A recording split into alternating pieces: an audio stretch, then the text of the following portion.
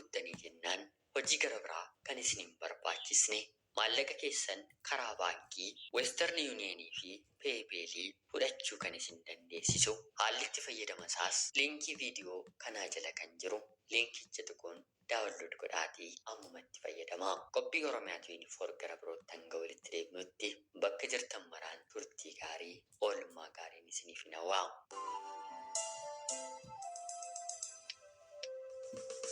Onneen koo qulqulluu harsi jaalataa man balasaa banee taa'is eega.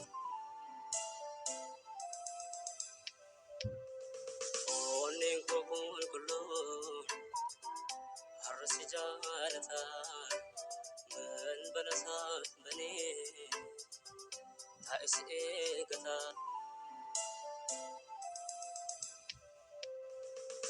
Onneen koo qulqulluu harsi jaalataa man balasaa banee taa'is eegataa. Onneen koo qulqulluu harsi jaalataa man balasaa banee taa'is eegataa.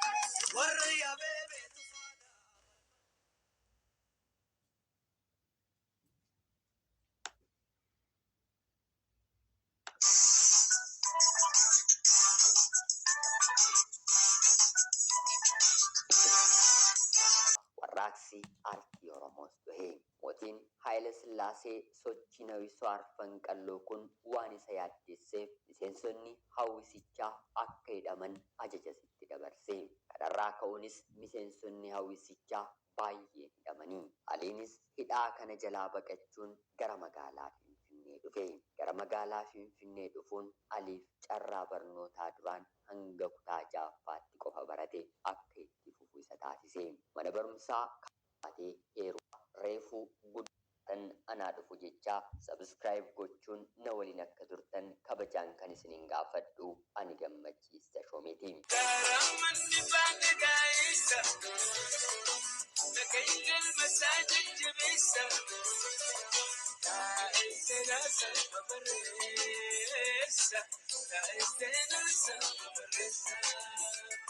Waa'ee goota keenya Dooktara kabajaa Aartiist Alii Birraa barreeffamni nuuf barraa'ee seenaan nuu katabamee hayyuun kitaabatti maxxansee otoo hin taane dhiigaa fi lafeen Oromoo fi Oromootaa sirriitti ni beeka.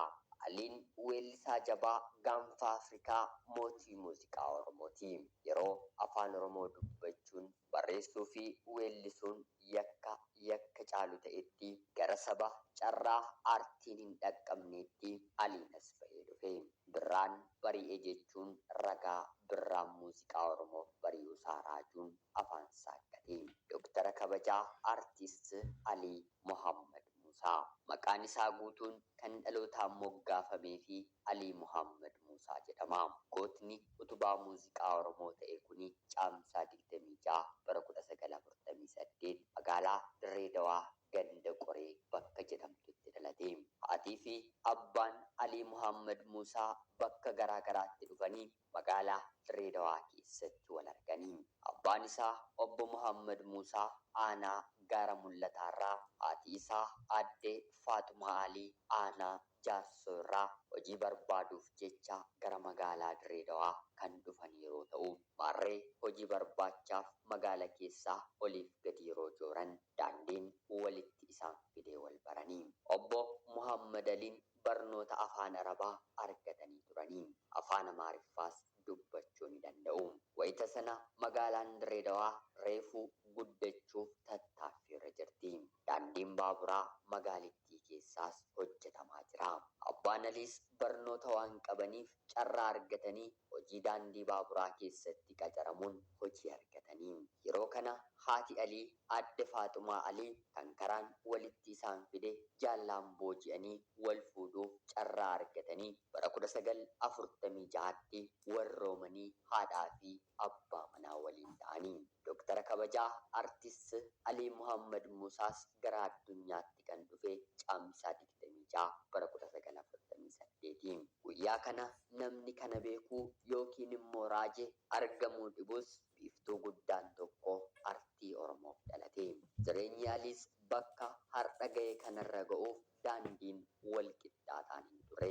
Haatii fi abbaan isaa Aliin dhalatee waggaa 3ffaa isaaniitti gargar ba'anii. Akka lakkoofsa warra Oromoo jireenyaa mo'achuu qofadha. Aliin garuu nama sanaa olii ture. Aliin abbaa isaa waliin jireenya itti fufee haatii isaa aadde Faatumaan erga abbaa Aliirraa adda baatee heerumtee ijoollee durbaa 3 godhatteetti. Abbaan Alii garuu erga aadde Faatumaarraa adda bahee gaa'elli kanaan booddee funyaaniin haa ba'u jechuun ilma isaa kunuunsaa hojii daandii baaburaa keessaa hojjechaa jireenya itti fufe. Otuma kanaan jiranii Aliin sammuunis qaamaanis guddachaa dhufe. Aliin yeroo baay'ee waa'ee haadha isaa yaada.